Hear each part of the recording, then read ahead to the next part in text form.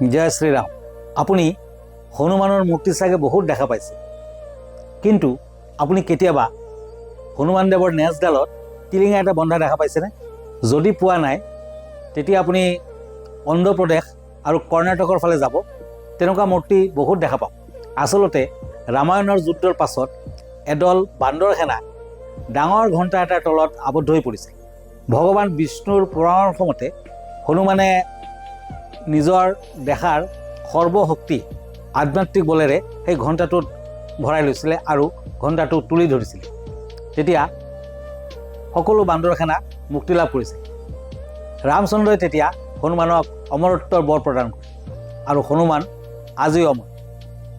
গতিকে আপুনিও যদি হনুমানৰ নেজডালত এটা টিলিঙা বান্ধি দিয়ে আৰু সদায় বজায়, তেতিয়া ৰাম নাম জপ কৰাৰ নিচিনাই হ'ব আৰু আপুনি ৰামচন্দ্ৰ আৰু হনুমানৰ আশীৰ্বাদ লাভ কৰিব পাৰিব।